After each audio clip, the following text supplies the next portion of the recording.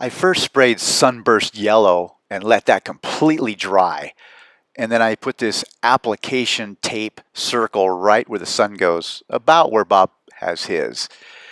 And then I went ahead and laid down a bunch of black for the foreground and then for the sky. And I left some of the sky background white where the clouds would go, just so I'd have more vibrant color.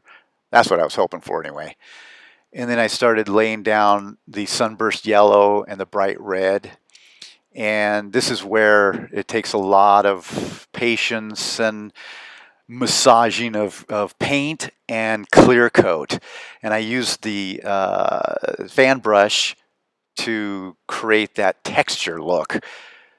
And this, again, it's going to be back and forth because what happens is, or what can happen is, it's the colors can start to get muddy, and that's a little bit what started happening with me.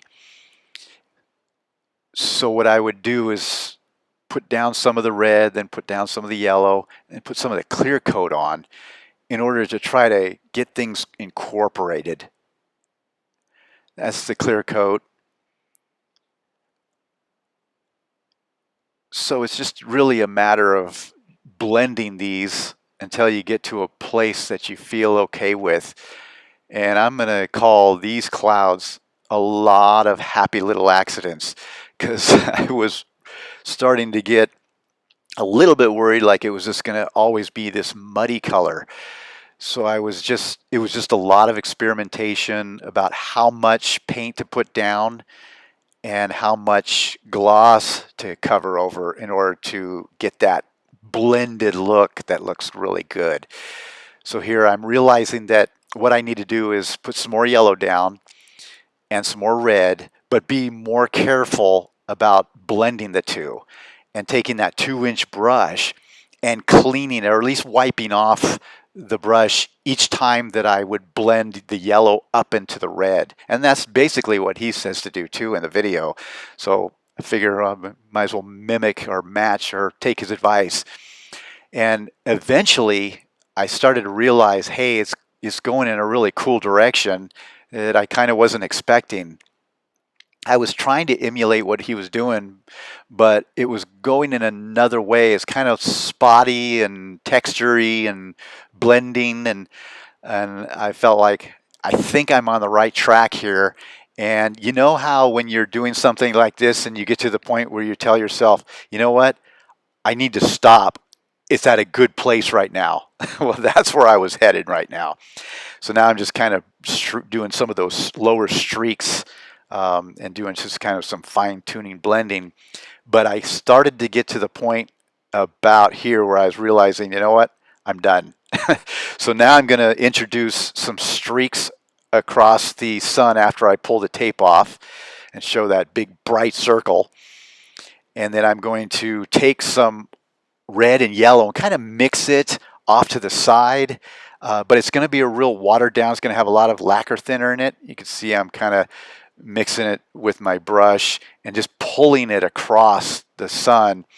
And I was kind of hoping for the best here. I knew this was going to be a thing where it could go south fast and I could be starting over. But so I just kind of kept, being real careful, just pulling color across and then introducing a little bit of the gloss just so it's kind of blend together. And I was happy with it. And I said to myself, yep, stop.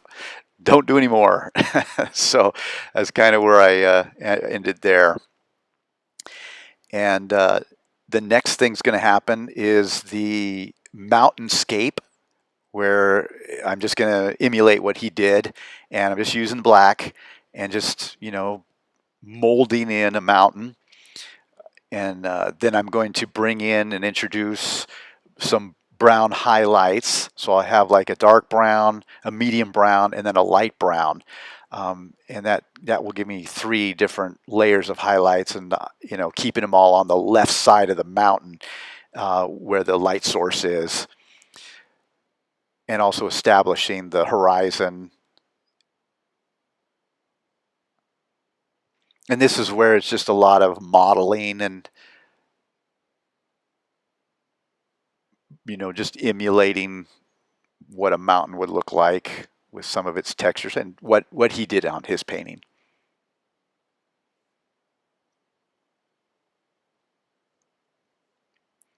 The brush I'm using right here is just basically a liner brush.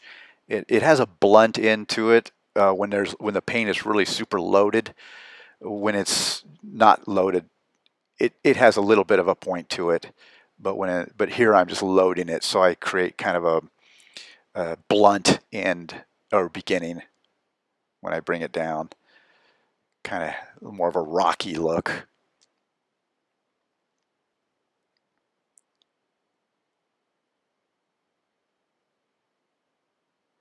And I added that highlight. You probably didn't see it, went by so fast, but that highlight below the sun on the foreground scape was added with the same technique I did over the sun with the streaks. And this is where I'm introducing the hillsides that come down into the, I guess into the forefront or into the valley area. Unfortunately, my camera ran out of room, and so I didn't get to show any of the highlights on tops of these hillsides, but it's basically the same thing. It's just taking a fan brush with some lighter color and just dabbing it along the tops of these, so you're really not missing much. The next thing we'll go into is the little cactuses that he puts in the very distant horizon, and that brush is probably about a 0.00, so it's a super fine brush. And one of the things he mentioned was he could see a coyote sitting on that hill howling at the sun or moon or whatever it is. And so I thought to myself, well, I think I'll just go ahead and add one. So I went ahead and found a reference, and it's above the poster. You can't see it. But what I do is I start out outlining the coyote completely before I fill it in. And that way I can get the outline structure just the way I want it. And then I come back and just fill it in. And that I wasn't planning on that ledge actually being for the coyote. That was another happy accident.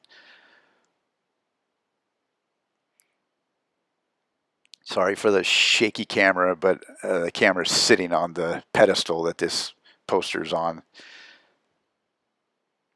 And again, it's just drawing the coyote with paint. That's basically all it is, drawing the outline and then coming back and filling it in. There's you can see a close-up version of the coyote after it was painted.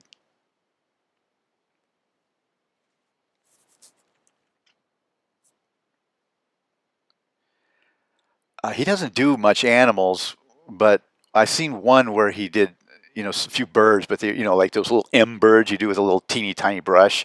I've only seen one, and so here's where I'm doing the two main foreground cactuses, and this is just black, and just starting, filling in the branches and just making them wider and wider as we go. And then after I do all the branches, and while the black is still tacky, I introduce hunter green with a fan brush on the left edge as a highlight, where he did add green to his. The fan brush worked really good as far as making that cactus texture, and I started out just getting it on the cactus, and then I knew I was going to come back and blend it in some more and try to do some more texturing. And the fan brush did create like a prickly effect on the outer edge, which gave it that little kind of rough cactusy kind of look.